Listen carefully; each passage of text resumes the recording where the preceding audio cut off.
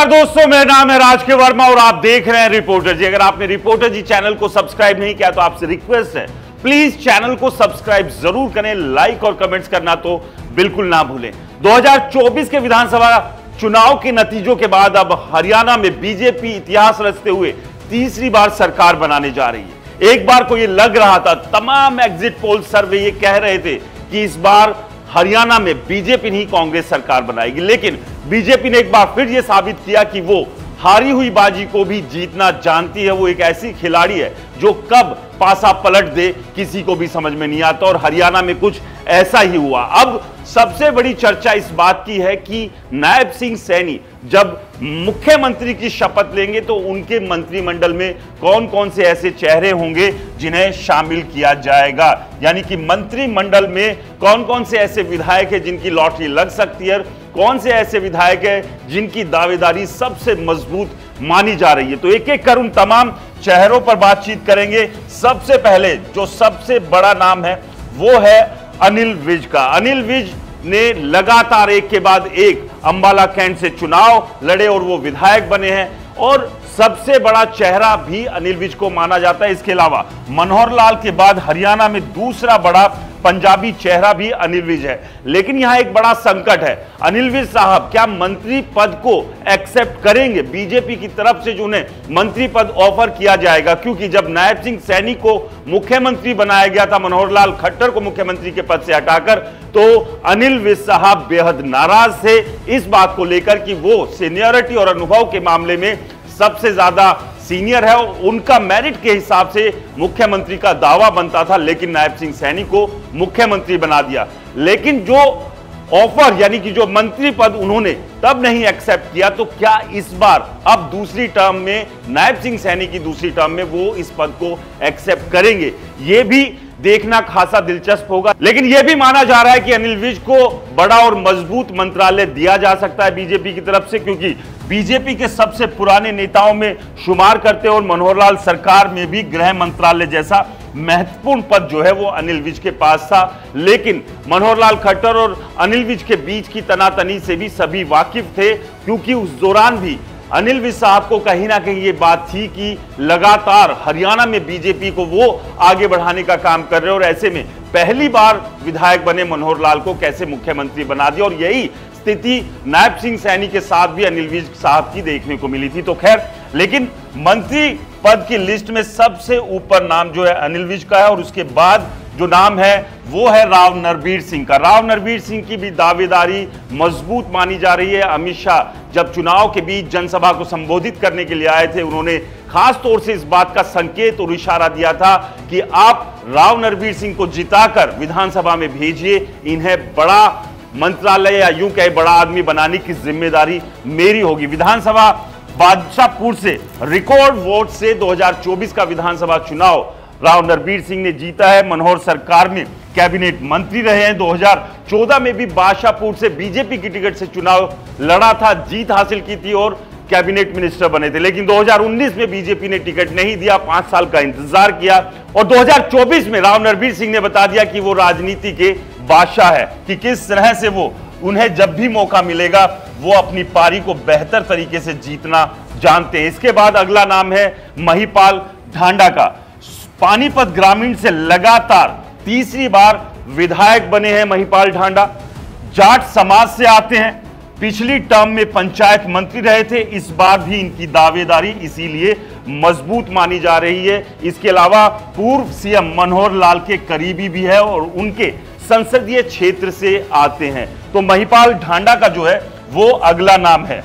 इसके बाद अगले नाम की बात करें तो महिला चेहरे के तौर पर कृष्णा गहलावत का नाम भी मंत्रिमंडल के तौर पर खासी चर्चाओं में है, और संभावित मंत्रियों की लिस्ट में ये भी काफी ऊपर हैं। कृष्णा गहलावत को भी नायब सिंह सैनी अपने मंत्रिमंडल में शामिल कर सकते हैं, इस बात की भी पूरी संभावना है।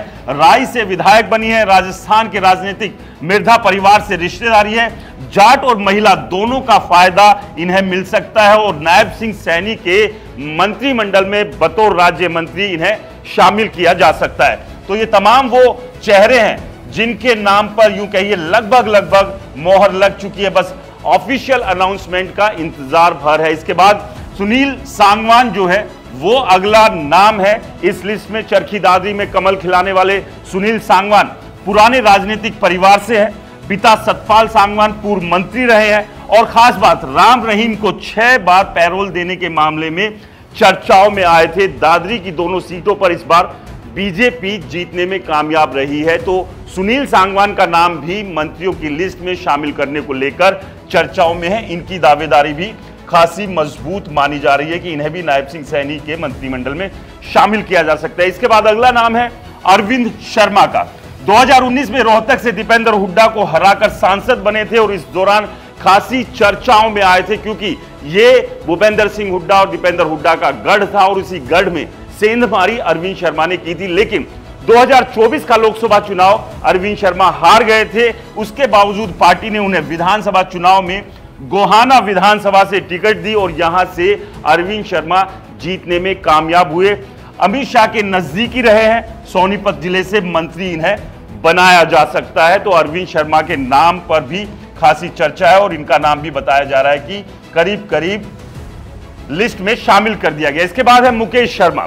मुकेश शर्मा के नाम पर भी मोहर लग सकती है। गुरुग्राम विधानसभा से रिकॉर्ड वोटों से जीत दर्ज की थी। राव इंद्रजीत के करीबी है, ब्राह्मण चेहरा, और गुड़गांव के लोग लगातार ये मांग कर रहे हैं कि पिछले 2 टर्म से यानी कि 2014 और 2019 में बीजेपी के विधायक तो यहां से बने लेकिन किसी को भी मंत्री नहीं बनाएगा। 2024 में अब जो विधायक चुनकर उन्होंने दिया है उसे मंत्री बनाए ताकि वो मजबूती से काम कर सके, क्योंकि बहुत सारी दिक्कतें परेशानी गुड़गांव विधानसभा में है। इसके बाद अगला नाम है विपुल गोयल का। विपुल गोयल फरीदाबाद से विधायक चुने गए हैं। मनोहर लाल के पहले कार्यकाल में उद्योग मंत्री थे। कैबिनेट मंत्री के रूप में काम करने का अच्छा अनुभव है। गृह मंत्री अमित शाह और केंद्रीय मंत्री कृष्णपाल गुर्जर के करीबी है। 2019 में मनोहर लाल खट्टर से जो चर्चाएं हैं, खटपट की वजह से इनकी टिकट कट गई थी, लेकिन इस बार बीजेपी ने सबक लेते हुए उन तमाम बड़े चेहरों को 2024 के विधानसभा चुनाव में टिकट दी जिनके 2019 में काट दी थी। और विपुल गोयल की दावेदारी भी सबसे मजबूत मानी जा रही है। उन्हें भी नायब सिंह सैनी के मंत्रालय में शामिल किया जा सकता है, मंत्रिमंडल में शामिल किया जा सकता है। अगला नाम है रणवीर गंगवा का। हरियाणा में बड़ा ओबीसी चेहरा है। कुम्हार समाज से आते हैं। हरियाणा में ओबीसी वर्ग को साधने का काम इन्होंने किया है। जगह जगह सम्मेलन और कार्यक्रम किए।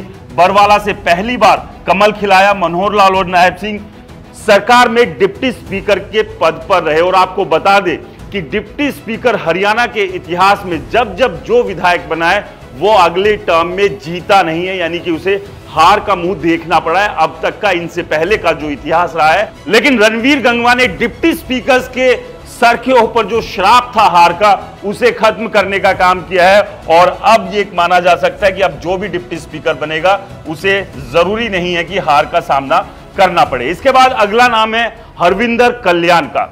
हरविंदर कल्याण की बात करें तो ये रोड समाज से आते हैं। इस समाज के पानीपत और करनाल में अच्छे खासे वोटर हैं। कल्याण तीसरी बार लगातार घरौंडा से विधायक बने हैं और स्पीकर के पद के लिए हरविंदर का चयन हो सकता है, इस बात की चर्चाएं हैं। और मनोहर लाल खट्टर के खासे करीबी माने जाते हैं और उस लिहाज से इनको भी शामिल किया जा सकता है। इसके बाद है राम कुमार गौतम, दादा गौतम। ये भी हरियाणा के एक बड़े ब्राह्मण चेहरा है और जींद से आने वाली सफीदो सीट इन्होंने जीती है। पिछली बार जेजेपी कोटे से मंत्री बनना था लेकिन मंत्री नहीं बन पाए थे और उसके बाद लगातार दुष्यंत चौटाला को लेकर बयानबाजी जो है वो राम कुमार गौतम करते आए थे। लेकिन इस बार नायब सिंह सैनी की कैबिनेट में इनकी लॉटरी लग सकती है, इस बात की भी चर्चाएं है। इसके बाद है कृष्ण बेदी। वाल्मीकि समाज से आने वाले नेता हैं। मनोहर लाल सरकार में शाहबाद से विधायक चुने गए। इसके बाद सामाजिक न्याय एवं अधिकारिता विभाग में मंत्री बने। इसके बाद मनोहर लाल की टीम में भी ये रहे और नायब सिंह सैनी और मनोहर लाल दोनों के करीबी है और सरकार में बड़ी जिम्मेदारी इन्हें भी मिल सकती है। यानी कि जब शपथ ग्रहण समारोह होगा तो ये भी स्टेज के ऊपर आपको नजर आ सकते हैं। लक्ष्मण यादव रेवाड़ी से विधायक बने हैं। इससे पहले बात करें रेवाड़ी से विधायक बने हैं। कांग्रेस के जो विधायक हैं रेवाड़ी से थे चिरंजीव राव, उनको इन्होंने हराया 2024 के विधानसभा चुनाव में। इससे पहले कोसली से विधायक चुने गए थे, यानी कि 2019 के विधानसभा चुनाव कोसली से लड़ा था और वहां से भी जीते थे। राव इंद्रजीत और मनोहर लाल दोनों के करीबी माने जाते हैं। अहीरवाल के महत्वपूर्ण जिले रेवाड़ी से इनको प्रतिनिधित्व दिया जा सकता है, तो इनके नाम की भी चर्चा मंत्रिमंडल में शामिल करने को लेकर चल रही है, जो लिस्ट फाइनल हो रही है उसमें। इसके बाद है कृष्ण पवार। दलित समाज से आने वाले दूसरे बड़े नेता जो हैं वो कृष्ण पवार है। राज्यसभा सांसद के पद से इस्तीफा देकर पानीपत की इसराना विधानसभा से विधायक का चुनाव लड़ा और जीते। इनको मंत्री बनाकर दलितों को साधने की कोशिश जो है वो बीजेपी कर सकती है, जो कि लोकसभा चुनाव में देखने को मिला था कि जो दलित वोटर है वो खासे नाराज थे बीजेपी से, लेकिन विधानसभा चुनाव में खैर चीजें स्थिति बदली है और इन्हें मंत्री बनाकर दलित वोटर्स को साधने की कोशिश यहां पर बीजेपी कर सकती है। इसके बाद अगला नाम आता है विनोद भयाना का। पंजाबी समाज से आने वाले विधायक हैं। हांसी से लगातार तीसरी बार विधायक चुने गए हैं। मनोहर लाल के करीबी हैं।